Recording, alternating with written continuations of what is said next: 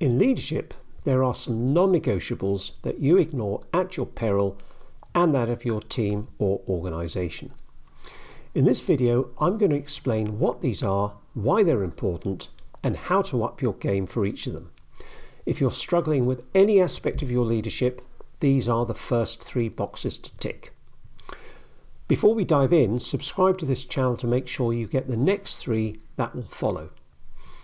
Number 1 is the difference between having people around you who want to keep you in the loop and up to date with what's going on, or having the same people avoid you like the plague, leaving you like a mushroom in the dark. Maybe you'd actually prefer that at times, but we both know it's not the way to run a business or a team. So number 1 is communication, and believe me, as the leader, it's your responsibility to create a culture of good communication, no one else's. Now, many leaders only communicate when they have to. In other words, when stuff goes wrong. So your communication becomes critical and corrective, however you dress it up. And by the way, one way of doing just that is to tell Karen what a valued employee she is, then what she's done wrong, followed by some kind of compliment.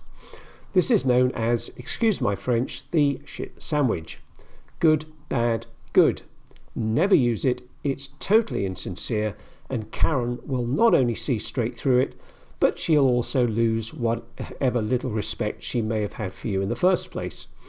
So communicate constantly. Obviously, I don't mean talking instead of working.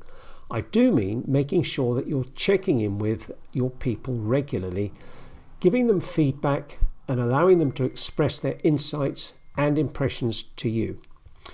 When you schedule conversations only to correct the unwanted, it tells your people that communication is only for screw-ups. The upshot of that is that they will not want to talk to you, rightly believing that any conversation with you is going to be unpleasant and a challenge to their behaviour. But if you establish a practice of regular conversations about the positive stuff, you'll create a foundation of uplifting communication, making the occasional, more challenging one feel far more natural and balanced, and less of an attack. Find reason to acknowledge good work, praise people, and show gratitude for their skills and efforts. If you do that on a regular basis, you'll get more of the same. And if you're thinking there's nothing to praise about Karen, then why on earth is she in your team? Train her or move her. Number 2 is the difference between creating stress and burnout, or resting easy in the knowledge that everything is being taken care of. It's called trust. Do you trust your people? Do you believe that Sam can't get the job done without constant supervision? Do you have one or more in your team who you choose to monitor closely because it's easier than doing something about it? Because if you do, it means that their job becomes your job as well, which is the opposite of delegation. But it doesn't stop there. Leadership is about creating a space in which your people can become more of who they are. Real delegation does just that. It creates a space for others to grow by taking on responsibility and navigating the challenges themselves. If you're not providing that opportunity for everyone in your team, you need to. Chances are that, like Sam, there is a question mark over their ability to take on that responsibility. If so, it's down to you, and you have 3 options. Number 1 is to train them, which means providing them with the know-how they need, and then letting them get on with it. Number 2 is to move them. Sometimes there just isn't a good fit between the person and the job.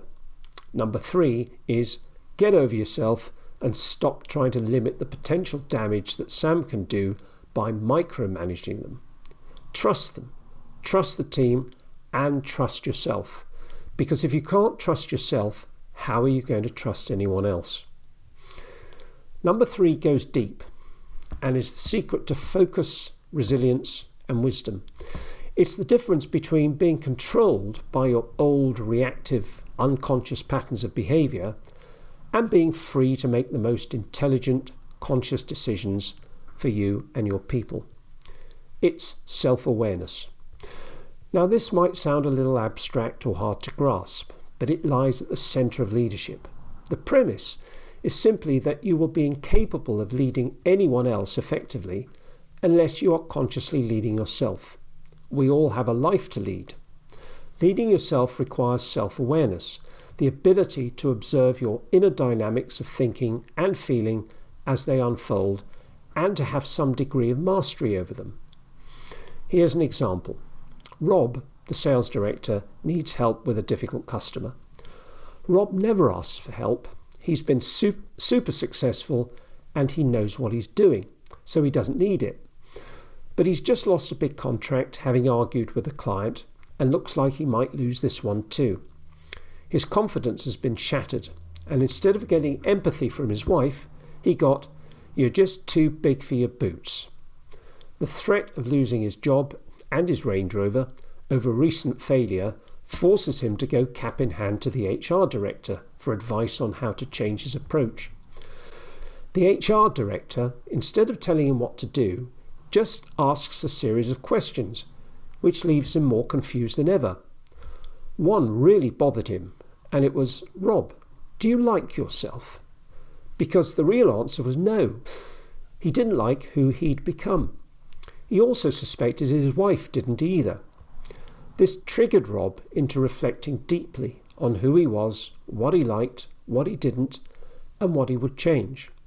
Overnight, he shifted from the hyped-up, bombastic know-it-all that everyone avoided in the office to a much calmer, more reflective person, simply because he had started the journey of self-awareness towards knowing himself. He could start to see the triggers that would set him off on asserting himself over others, or dismissing anyone that couldn't compete with him, or rather his car and his watch.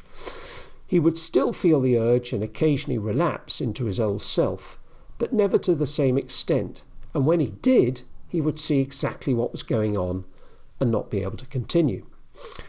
Rob lost that contract, but didn't lose his job, and now he's doing just fine. Self-awareness is the cornerstone of leadership. Fortunately, life has a brilliant way of creating circumstances in which you really have no choice but to, in the words of the Greek oracle at Delphi, know thyself. So there you have the first 3 non-negotiable must-dos for good leadership. If you like them, click the like thumbs up below and subscribe to my channel to make sure you get the next 3. Thanks for watching, and see you in the next video.